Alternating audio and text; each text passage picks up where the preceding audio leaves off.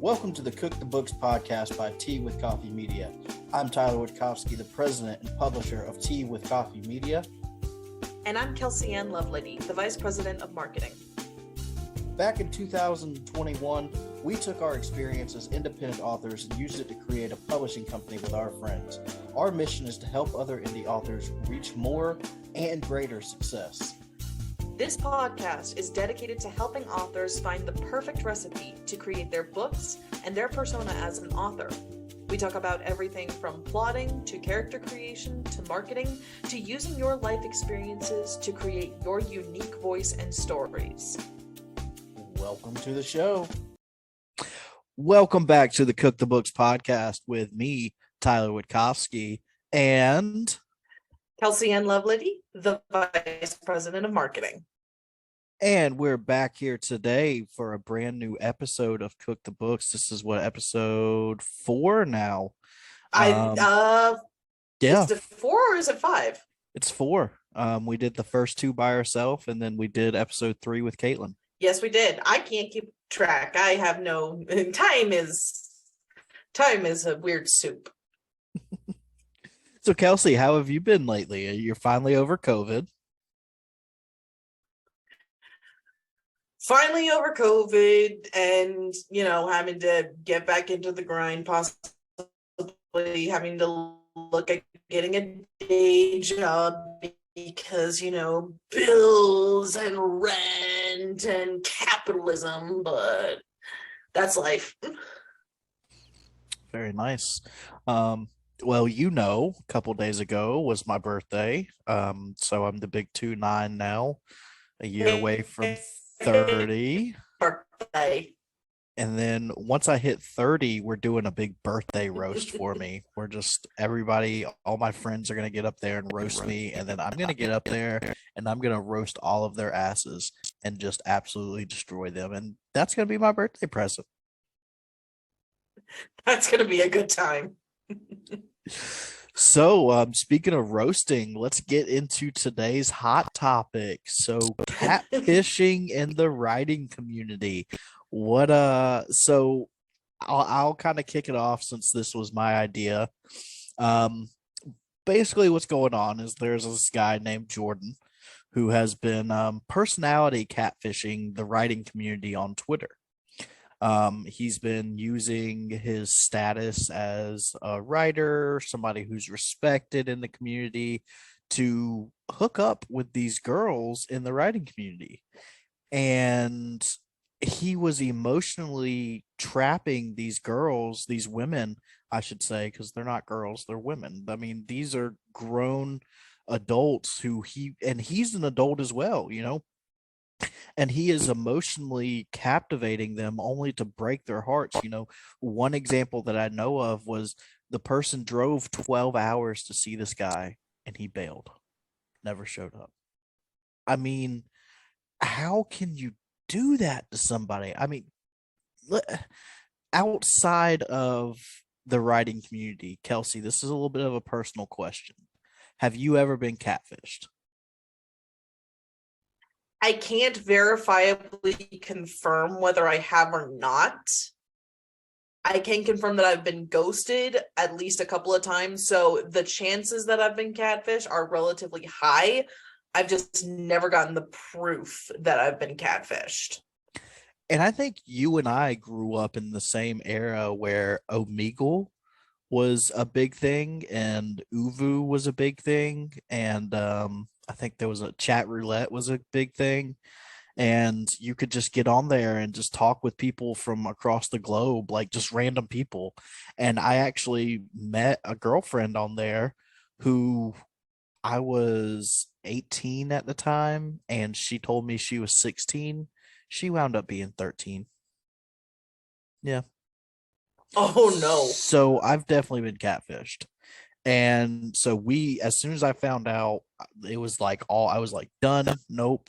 We'll wait until you're 18 now.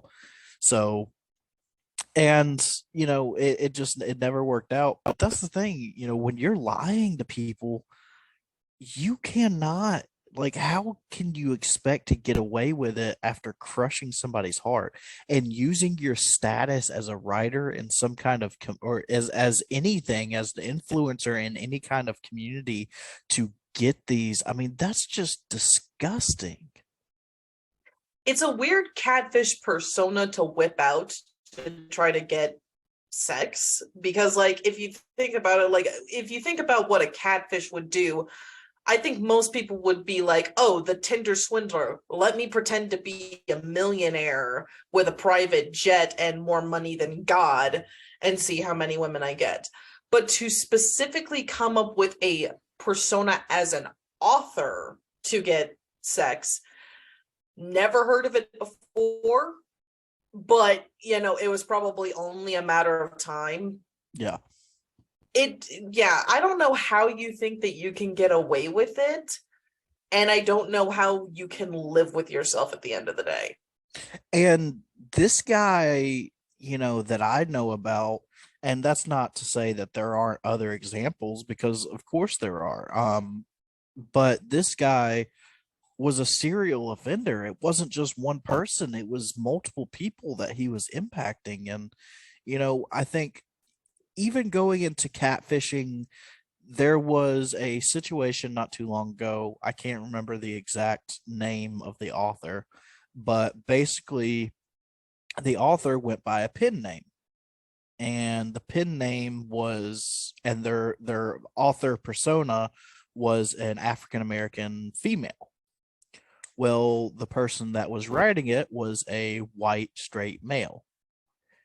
And so once people found out that the author persona was not the actual author, that person was dragged. I mean, and that's another example of catfishing that we see in the writing community, perhaps more than we see, the romantic catfishing. We see people who, not necessarily that use pen names, because there's nothing wrong with using a pen name, but use a pen name to completely change their identity and change their persona and be somebody who they're absolutely not and have no business being.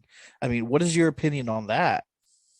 See, that's an even further level of despicable that I can't stand. See, I knew that I believe when you catfish specifically as a different race or ethnicity, at least with like Instagram models, it's called blackfishing. And that will get your ass canceled in 2 seconds flat, because it is essentially, let's call it what it is, it's blackface. Yeah.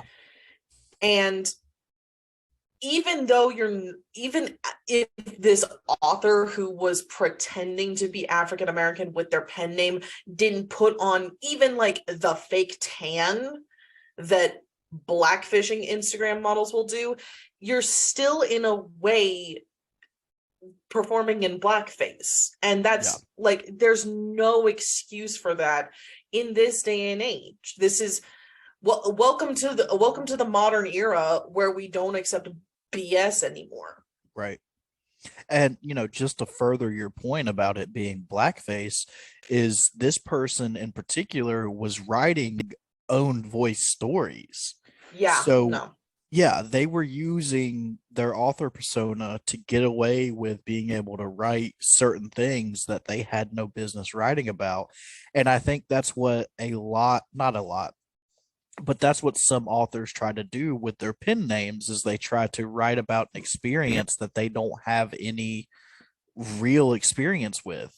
And that gives a bad name to authors who use a pen name to protect their identity rather than take advantage of the anonymous Anonymous. Nemo.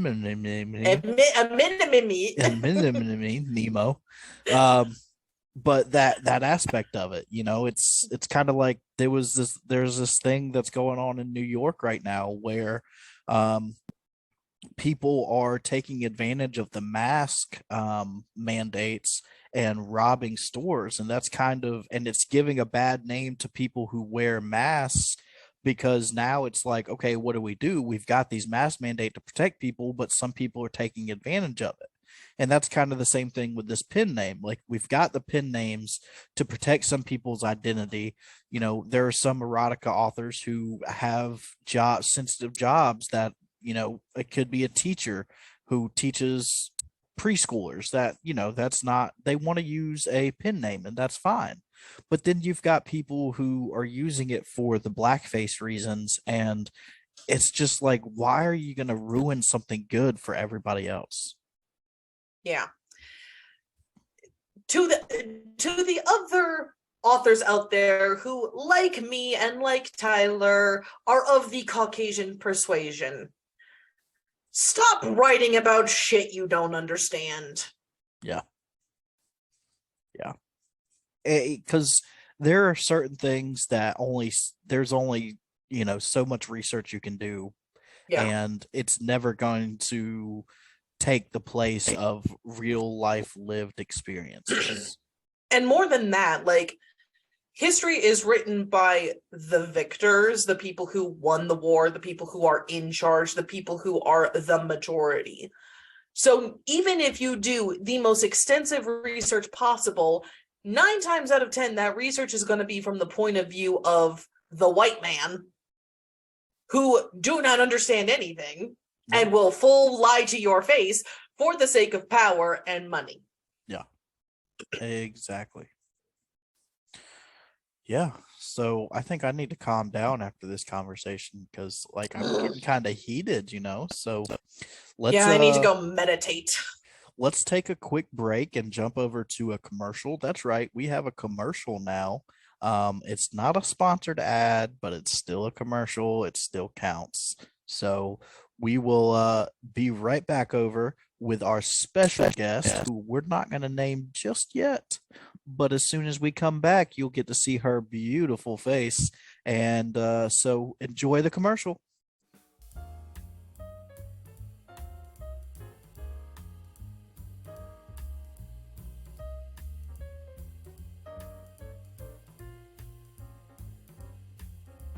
Hey everyone, I'm Tyler Wittkofsky, the president and publisher of Tea with Coffee Media. If you've never heard of us, we are an independent publishing company created by authors for authors. Our mission is to help other independent authors reach more and greater success as they pursue their dreams. Aside from myself, our board of directors is made up of 3 vice presidents who are also writers. Kelsey and Lovelady is our vice president of marketing, Aaron Jolly is our vice president of operations, and Victoria Moxley is our editor-in-chief. We also have a team of editors and designers, all from diverse backgrounds across the globe. We also offer editing, marketing, and cover design services for reasonable prices to authors who would rather self-publish or publish with another company. We don't view other authors and companies as our competition. Rather, we view them as friends that we want to support. We are open to all genres and all authors from all different races, ethnicities, gender identities, sexual orientations, and disabilities. We especially seek to raise up and boost own voice authors. Our dream is to expand our services beyond authors and help other content creators like podcasters and YouTubers do what they love and get paid to do it. If we can see all of our authors and creators make their passions their careers, we will have succeeded in our mission. Welcome back to the Cook the Books podcast. That commercial, while it featured me, was actually created, produced, however you want to say it, by our vice president of marketing, Kelsey and Lovelady. So if you liked it, be sure you leave a comment and tell Kelsey how much you liked it, because imposter syndrome, we all have it, and it's always nice to hear some good positive feedback.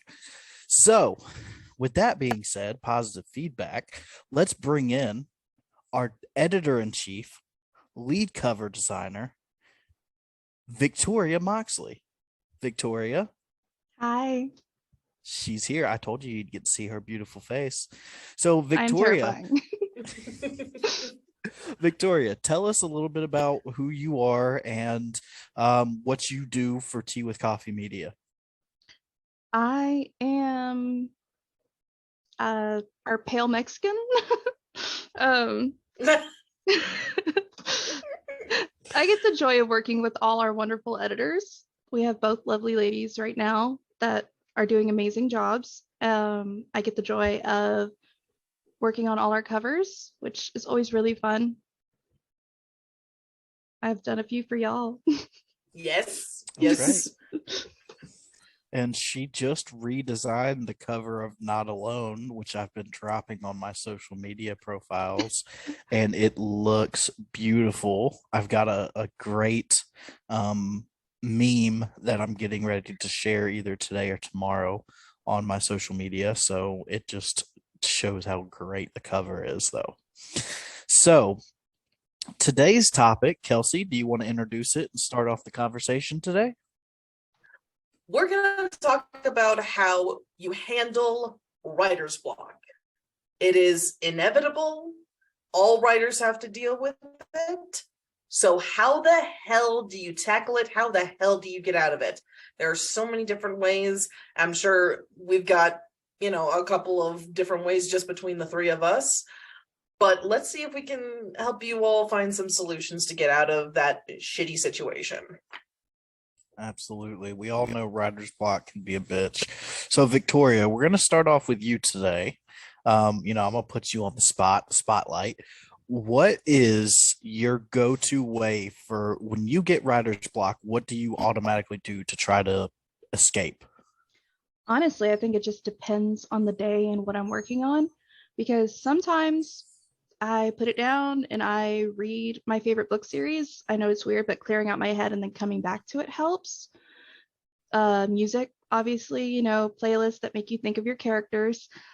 A really weird one that has been helping me a lot lately is in games like The Sims or Skyrim, making my character and putting them in this world and seeing how they would traverse this stuff, and then just finding new characteristics for them, like building them a house or making their clothes. So a lot of character development is what you do for, outside of the even with the music, you're still building the characters in your mind, I guess.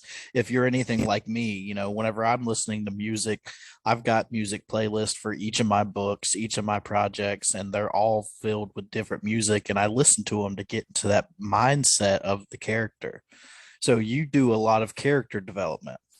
Oh yeah, huge into character development to try and get past what's blocking me, because it's like, okay, I might be looking at this from my point of view and I need to get back into how they would handle it. And then I discover something completely new, like, oh, he had this weird traumatic thing that happened to him that I'm going to include now, and it's going to help tie this stuff together. Kelsey, how do you handle writer's block? I'm interested to hear this one because we've never had this conversation. As interesting as that is, you and I have never talked about how we get out of writer's block. See, for me, it depends on the brand of writer's block, because I find that there are three different types of writer's block for me. I have the ideas, but I don't have the energy to write. I have the energy to write, but I don't have the ideas. And I have neither the ideas nor the energy to write. Not having the ideas can easily be fixed with a couple of different things. I have edited my books, like what I've written so far, in order to get some ideas. What I'll also do is I'll put what I've written so far through kind of a voice generator to read out what I've written so far. Because unlike a lot of people with like the self-editing process who are like, oh my God, I hate the self-editing process because it makes me feel like I'm a terrible writer, I go back through what I've written and go, I am fucking genius. Yeah, but that is. Go ahead. But the ones that I struggle with the most are the writer's block that come from a lack of energy to write. Because energy is what it is. You have to kind of discipline yourself into writing even when you have no energy, and when you have artistic burnout, like some people in the world, good luck. My biggest way of dealing with that? What's that? Like the lack of energy, that burnout. Mm-hmm. Y'all know that I have a writing partner that I bounce all my ideas off of. And it's just like, even though we share the same brain and the same brain cell that I guess she has it today, she gives me that energy back. And then like we'll have the same two characters and we'll make 20,000 worlds for them. And it just helps us tie back in other pieces and develop them more. So it comes back to character development, but having that writing partner to bounce that stuff off of helps so much. Yeah. Exactly. And for me, whenever I get writer's block, if I get stuck on a project, I always turn to social media and I look for writing prompts on social media. And then I take those writing. It's like I've even seen, on Twitter, there are these trends where people post pictures or prompts and they say, based on your big three sign, create a story. And I love doing those because I'll take my big three signs and take all the different prompts or whatever it may be, and I'll create a story. I actually did that for Sleep Tight, which is a story that's going to be featured in Inked and Gray's anthology. And so that was actually inspired by a Twitter prompt. So being able to find inspiration in all the places that aren't necessarily where you would normally look, that's something that helps me. But also using my senses, focusing on, like Victoria was saying, with music, using music to find my character and better connect with them, using smells. I'm a big advocate for smell or aromatherapy. I'll use candle warmers or candles or air diffusers to put on a certain smell to put me in that mindset of the character. Same thing using touch, getting out there and actually putting myself in the action I'm trying to write about and looking at my emotions and saying, okay, here's how I could write what I'm doing. So I think, these are all great ideas for different ways to break out a writer's block.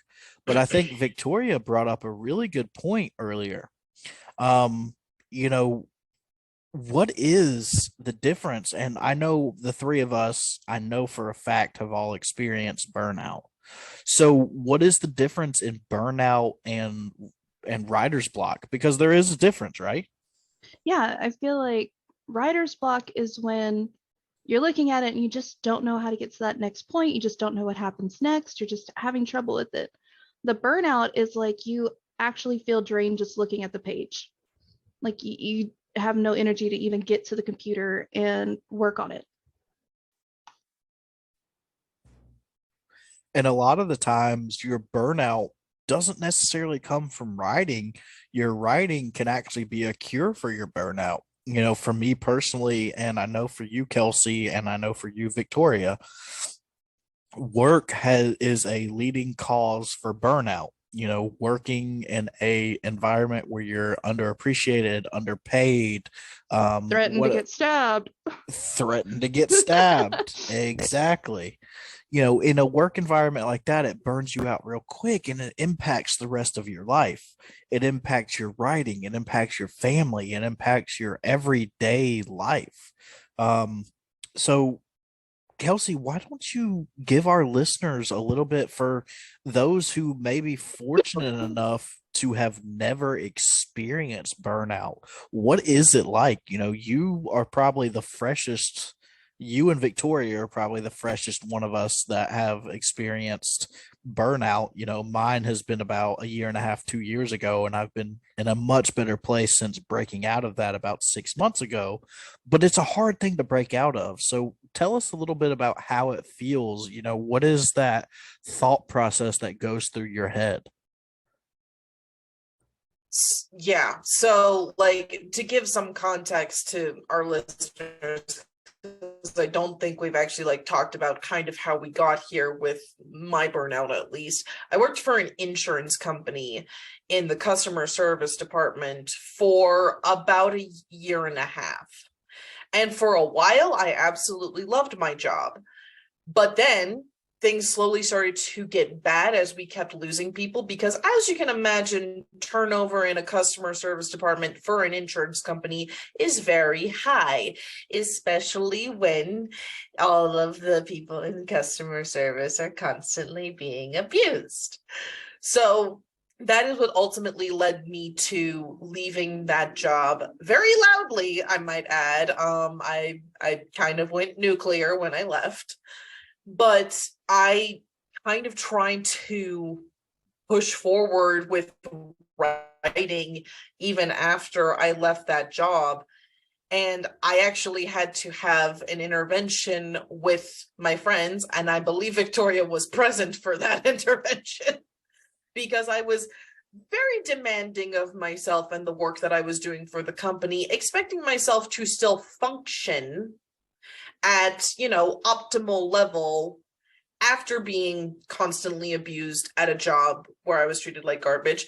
And on top of that, I had been diagnosed with autism the October or November before, which, I had not, it was obviously my diagnosis at 27. Being a neurodivergent person who has been undiagnosed for 27 years, yeah, you're going to experience burnout just trying to function in daily life, because, you need to not get ostracized and bullied and constantly, ridiculed for just how you are wired in your brain. So I needed my friends, specifically those in the company, our previous guest, Erin, and Victoria, and Erin's wife, Shannon, to sit me down and say, honey, baby, sweetie, sugar pie, you're allowed to ask for help and you're allowed to take time. And that was when I actually did research on burnout, and the minimum recovery time I found for burnout, minimum recovery time,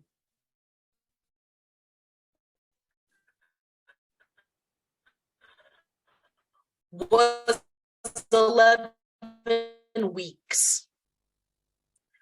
And when it comes to autistic burnout, some people are in recovery for up to 5 years.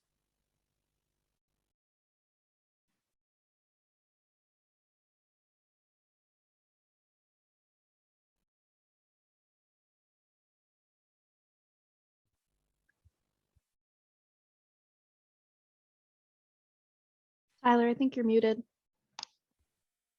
I guess it would help if I had muted myself, huh? So what I was saying though was, for me, burnout, whenever I experienced it, I was at a job for 6 years. The first 2 or 3 years was amazing. The last 3 years was an absolute shit show, and I was shit on and abused, and it wasn't a good situation. It took me, I went a year from that time to now before I ever broke out of burnout. And it took me going through 3 jobs before I finally landed on the job I'm at now.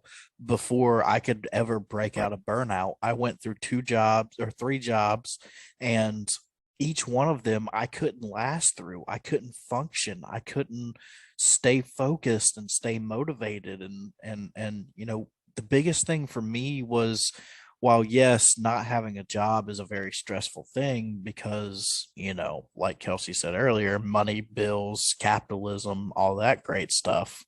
You're looking at a situation where you've got to take that break. And I know it's hard because you need that money, but for me, that break in work was what did. I mean, I slept a lot. I did a lot for the company, but overall, I didn't really do shit. And that was what finally made me, I finally got to a point where I was like, man, this is not what I want to be. I don't want to be the person who's sleeping all day and not doing anything to make a difference, and finally broke myself out of that and started putting more work into the company and finally found a job. And now I'm in a good spot. But burnout is different for everybody. Victoria, how was your burnout? See, here's the problem. My latest bout of burnout, returning to the prison, because I worked on and off in corrections for years. The problem was it coincided with my mom's very sudden death. So I'm having a hard time because I have burnout, but on the same side of it, I also have depression. So it's like doubling the burnout that I had the last time I was working in the prison system. Yeah, and that's this thing like Kelsey was saying with autism and with depression and bipolar disorder, any kind of mental illness, it makes burnout that much harder to come out of because let's be honest, I mean, your mental capabilities as someone with mental illness is already lower than someone who is not suffering from mental illness. So having to deal with that extra pressure and that extra stress on top of that is just hard for your mind to handle. Um, so Also, whenever sorry, no, go ahead. I just realized listening to you two, I'm the oldest one in here. I'm gonna be 30 tomorrow. Oh, that's right. Tomorrow's your birthday. I forgot our birthdays are so close together. But I know. you're not that much. You're only about a year older than me. Less than a year actually. By a Because few days. yeah, but it's still less than a year. But Stitch over there is the baby. She is. I'm 28. You're still the baby. I know. Everybody older than me. Except, okay, so in this room, yes, but in the company, Vervain is the youngest. Mm-hmm. Oh, yes. Mm-hmm. She just turned 26 last month. Oh, to be young. I know, right? No, Yuresh is our youngest. Oh! Yeah, because didn't he just graduate from college? He's 21. Oh my gosh. So Oh my Vervain's been God. unseated. Yeah. I'll have to tell her she's no longer the baby. He is a child. We need to have Yuresh on the podcast. I want to see that. Yeah, me too. Right. 21, back when we could all hang. Yeah. So what about whenever you get writer's block? Have you ever tried to push through and just write? I have it, especially because I have a harder time with male characters. I find that they're more complex and everybody's always like, you write them so well, but at the same time, they're harder to keep alive. But I'll push through. Sometimes it completely kills that character for me and I can't bring them back no matter what I do. Sometimes it works out and I get a new rush of inspiration. Yeah. What about you, Kelsey? I have tried to push through with writer's block in the past, and I feel like it doesn't work out well. I feel like it feels like pulling teeth, and when you read it on the page, people can tell that it felt like pulling teeth. So obviously it's better to have words on the page, even if they're crap, because you can't edit something that's not there. So, but it's getting over the kind of perfectionist in me that's also like, no, it needs to be perfect the first time. I have problems. I think that's a writer thing though. I mean, We all have problems. yeah, if you don't have problems, you're not a writer. You're not a real writer, you know? I mean, I think it's a qualification for the job description now. So what is the trying to think about how to word this. How do you determine when writer's block is over? When do you know that, hey, this is the idea that's going to push me forward. This is what's going to get me out of writer's block. When do you know that, and how do you know that? Are you asking me or Whoever wants to answer first. That's why I didn't call on anybody. For me, it's definitely when I can go, because I have a separate sheet for plotting versus, the actual thing I'm working on. So when that plotting sheet starts to look as thick as the actual manuscript, then I know that I finally have that idea that's pushing me beyond, and my writer's block is officially over because I'm getting all these details that I never would have thought of before. See, I know that I'm through my writer's block when I suddenly start feeling the same excitement for the project that I started with. Because when I obviously get a new book idea, I've talked about this previously on the podcast before, having a new book idea to outline and to come up with titles for and characters for, it feels better than sex sometimes.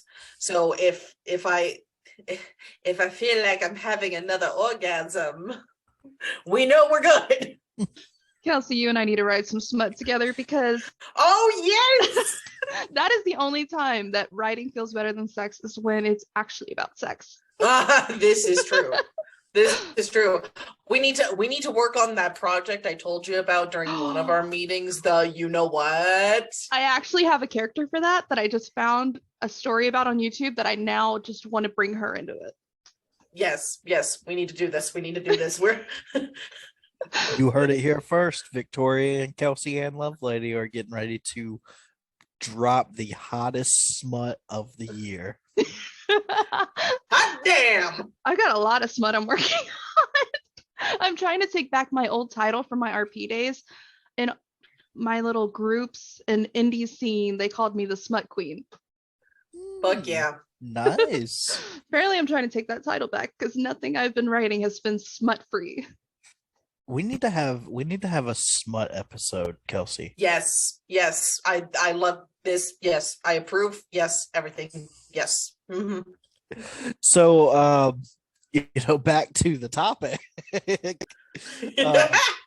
I think, for me, I know writer's block is over whenever I wake up in the middle of the night or I have an idea in the shower that I'm like, this is it. This is what I've been waiting for. This broke through. And I think that is when that idea comes to life for me. And I start writing it down in my phone and writing down notes for it.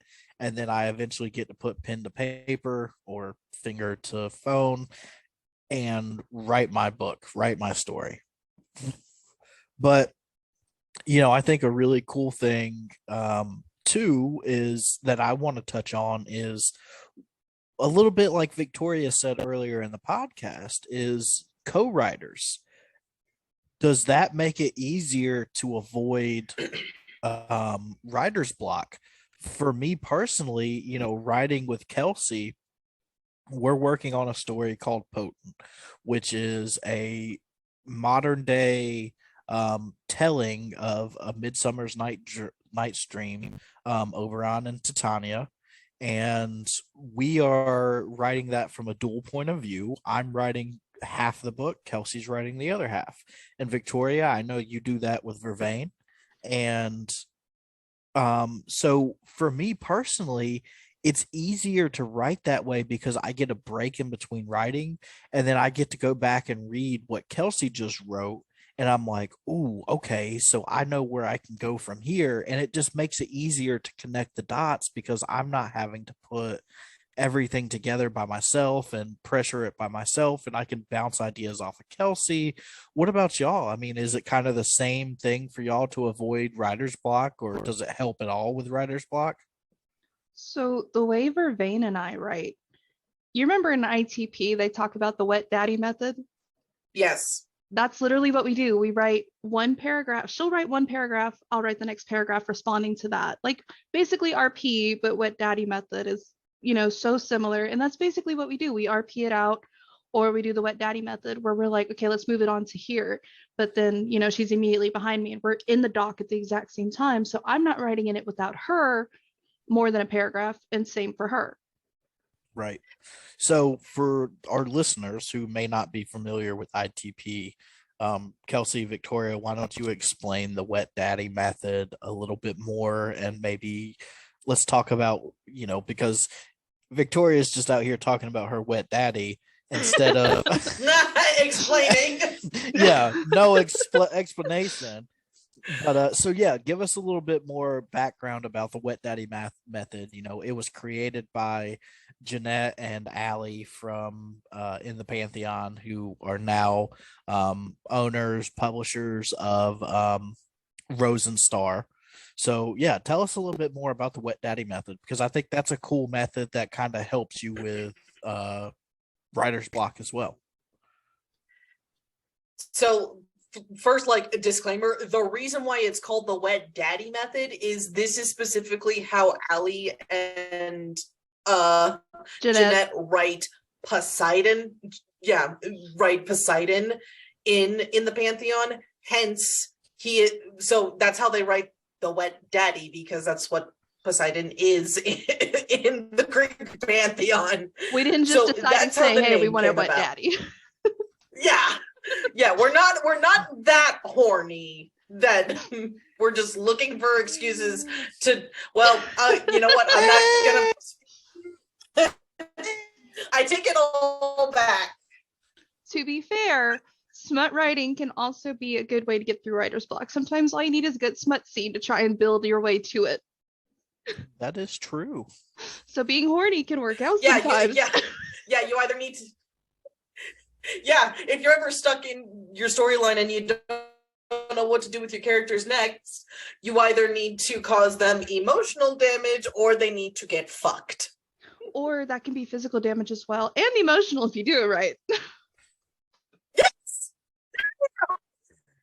See, I think this is why we need a smut episode, and we're bringing Victoria back on for the smut episode. Yes. I am down. We need to edit season 2's episode list, Kelsey. We're doing that as soon as this episode is over with.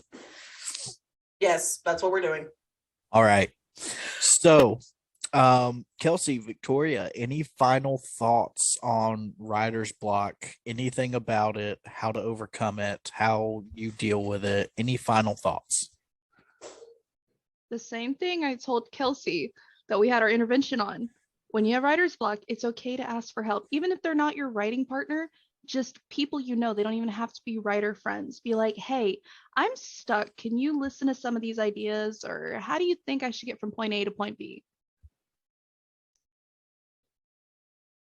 Yeah, I'm have to echo that sentiment, because like just asking people, like the problem that I find why writer's block comes up is I feel like I lose interest in the story, or the story's not good. So I pass it to people and go, tell me that this is still worth working on. And because I have very supportive friends, so supportive to the point where they all encouraged me to publish a book I swore would never see the light of day. They're always going to tell me, yeah. And it turned out to be one of your best sellers. I'm just throwing that out there. It's like consistently since its release is our number 2 or number 3 seller every month. It's my favorite of your books so far. So. Yeah, you did amazing on it. So, and if you don't know what we're talking about and you want to know, we're talking about Permanent Reminders, the first book of the Jazz Dillon mystery series by Kelsey and Lovelady. It's a really good murder mystery book. Everybody that's read it has left raving reviews. It's probably, Kelsey, would you say it's probably one of your most highest rated books? I think it is. I think Lost Maidens might take the cake for the first, but I do think it is like number 2 spot. I will say I had the most fun with Permanent Reminders. Editing, because I have almost aggressively supportive friends. Yeah, exactly. Supportive friends in the company and in my writing community. They will let me know, like, yes, your story is worth continuing. Keep going. Just go back to your little corner and get it done. Excellent. Well, I think that brings us to the end of episode 4 of the Cook the Books podcast, hosted by me, Tyler Wittkofsky, Kelsey Ann Lovelady, our Vice President of Marketing, and thank you to our special guest, Editor-in-Chief and Lead Cover Designer for Tea with Coffee Media, Victoria Moxley, for joining us and participating in this conversation. I think our listeners have a lot that they can take away from this episode. I think we've left them with a lot of good tips. We've teased them with quite a few books. Actually, Victoria, we have not teased them with first meetings. So why don't you tease first meetings a little bit? You know, it's coming out in February of 2024. So it was, tell us a little bit about it. This is going to be book 1 of the Monster Lovers Anonymous, probably just trilogy, not a series, unless there's serious interest in it. It's kind of like a mini anthology. It's a support group for people who love monsters. And since we're talking smut, you know the way I mean loving monsters. It does have a lot of triggers, but it does have a lot of the humans are LGBTQIA+. We did want inclusivity when Vervain and I were writing this. Excellent. So with that, we're going to bring this episode to an end. And this was a very special episode because, as you can see in the beginning of the episode, we have a brand new introduction video. Thanks to Yaresh, one of our designers, and Kelsey for coming up with the concept and idea behind the video. And we had a commercial on this video. Soon we're going to have sponsors, but right now we're our only sponsor, and that's all we really need. I mean, not really. If you want to sponsor us, we'll take that sponsorship. Just reach out. Money, please. Money, please. Yes, as long as we agree with you, because we're not gonna back anything that we don't support. So yeah, no, we're not cheap whores. We're engaged sluts. There's a difference. That's we're right. Also very expensive whores. Yes. All right. Well, that brings us to the end of episode 4 of Cook the Books podcast. Thank you for tuning in. Kelsey, Victoria, thank you for joining us today. And until next time, we'll see you later. Bye-bye. Thanks for tuning in to the Cook the Books podcast by Tea with Coffee Media. Interested in supporting this podcast and our independent press? Be sure to follow us on Facebook, Instagram, Twitter, and TikTok to stay updated with all the latest Tea with Coffee Media updates. You can also sign up for our monthly newsletter by visiting teawithcoffee.media. Finally, visit our Patreon to get early access to the Cook the Books podcast, free access to all Tea with Coffee Media ebooks, and the chance to win cool prizes. You've been listening to the Cook the Books podcast with me, Tyler Wittkofsky. And me, Kelsey Ann Lovelady. Until next time.